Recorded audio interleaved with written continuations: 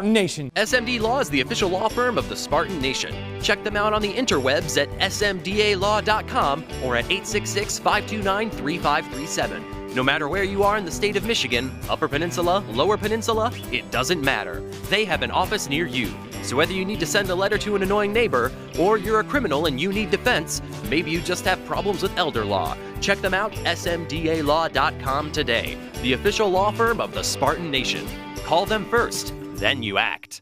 Welcome back, Spartan Nation Radio. It's always good to have the next guy on. He's the Grand Poobah of the official law firm of the Spartan Nation. Remember, when you need an attorney for any reason, when your next decision matters, you call them first and then you act. SMD Law, Michigan's full-service attorney firm, anywhere in the UP, anywhere in the Lower Peninsula. Offices on both sides of the state.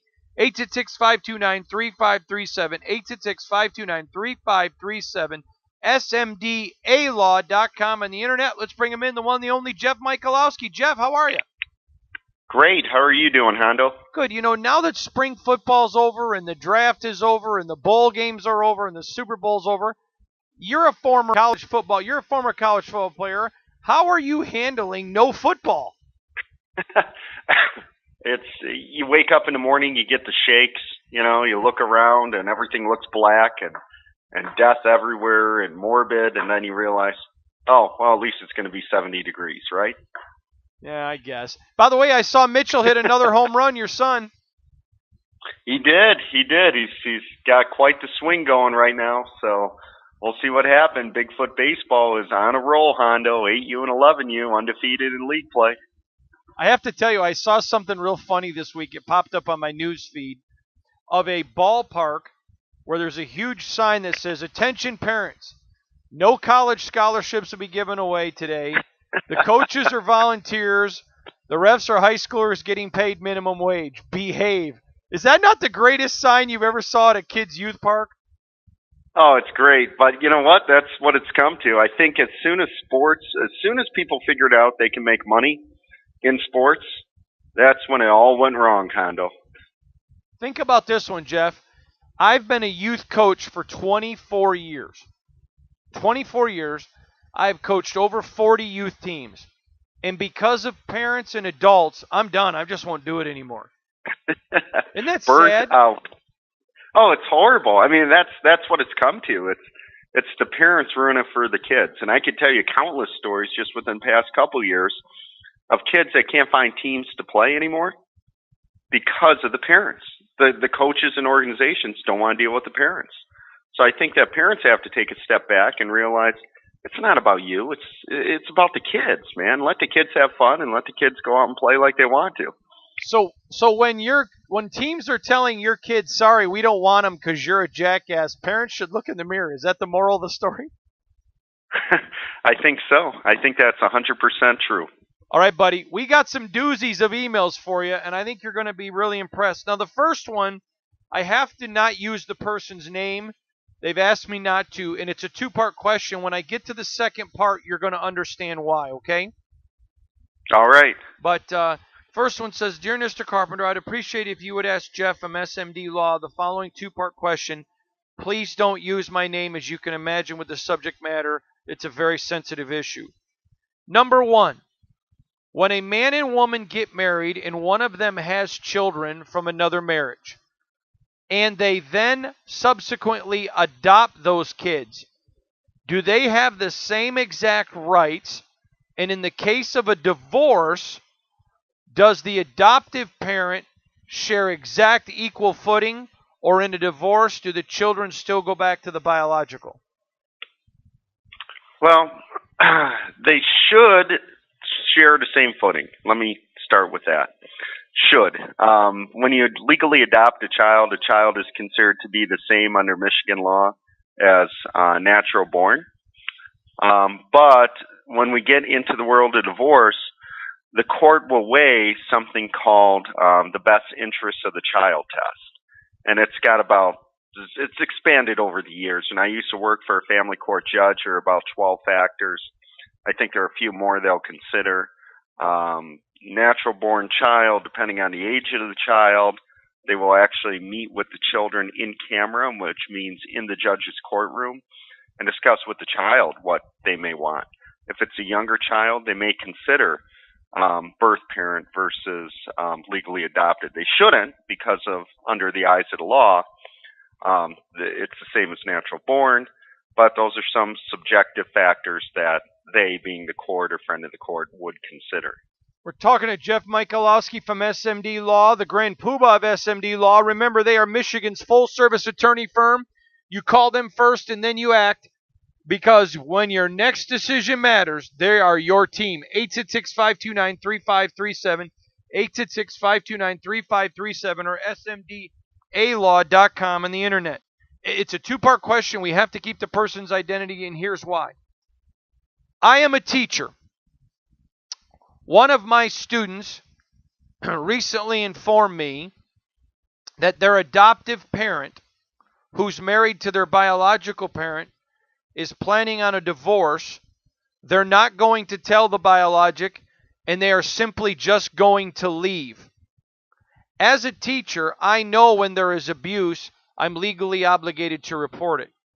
But in this case, I didn't know if I should be reporting of an adoptive parent taking a child, because I didn't know if they had rights or both. Is this one of those situations? If it was two parents that both had the same blood, I don't know what I would do if one was basically planning on saying, I'm taking the child, but the child told me. Does Jeff think I should go to Child Protective Services with this, or since it's the non-birth parent is an adoptive parent, keep my mouth shut? I would always waver on the side of caution. I don't think it's one of those legally obligated things.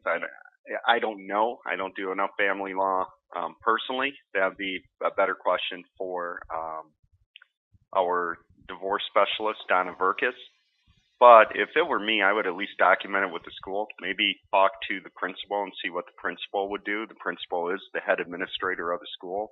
And the school board is the basic form of government within the country. So I would go through the proper channels administratively, tell the principal or the school social worker what's going on, so at least it's documented. So if it comes up in court later, it's there. I told you we had some doozies, didn't I? Oh, this is a rough start to a Monday, Hondo. Okay, the next one comes with some Lee in Grand Ledge, Michigan. Lee says, Dear Mr. Carpenter, recently I was parked in a Walmart and went in to buy my groceries. When I come back out, my car had been smashed. Person rear-ended right into my back and did significant damage. A, am I able to do anything to this person because it happened on private property? B, am I stuck with my insurance because they drove away and now I have to try to get film from the Walmart and everything else? Please advise. That comes from Lee in Grand Ledge, Michigan. I think you're going to be stuck with the insurance. It's the comprehensive collision deductible. Hidden in a parking lot, unless you could actually prove what happened, file the police report. Maybe. Generally, it's been my experience, police won't get involved because you're right, it's private property, and they just won't do much. You could file a police report if you want, see what happens, but I think you're going to be stuck with the insurance deductible. That's why it's good to be insured. Yuck. All right, the next one comes to us from Kylie and... Hang on, Kylie, I know his name's in. Kylie and Tim. Kylie and Tim, very interesting email here. It says this, Dear Mr. Carpenter, we are about to take a job, both of us, for another company. They are wanting us to sign a non-compete agreement as well as an employment agreement. We're uneasy about it. I'm just curious. They want us to agree that for 5 years, upon termination of our employment by either us or them, we will not participate in the job that we're doing for them in the state of Michigan. That seems a little excessive. Can you ask Mr. Michalowski what he thinks? So it's a husband and wife going to work for another company. I think they own their own company now. And they're going to go work for another company. And that company's saying, fine, we'll hire you, but we want a 5-year non-compete. If either one of us terminates it, you can't work in the state of Michigan.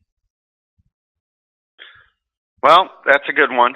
There's a lot of moving parts to this. First and foremost, the courts are going to try to uphold an agreement. They believe in the right to contract if the parties are on equal ground.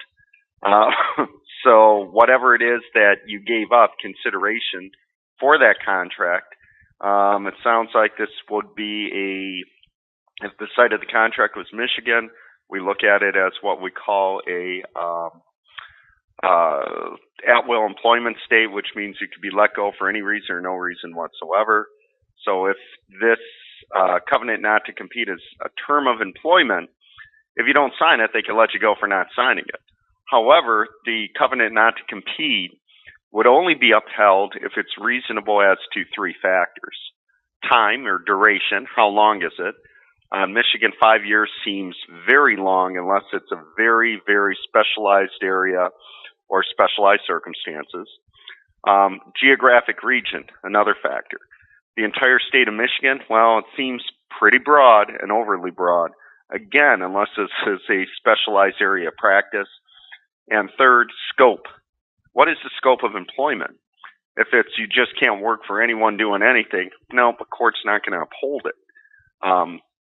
So in Michigan, we really got to look at the reasonableness of the agreement itself and what are its terms and what gave rise to those terms. Now, I want to just say this to you, Max. I'm not going to get to your email this week, Max, but I'm going to get to it first. It'll be the first email next week, and trust me, I can't wait for your answer.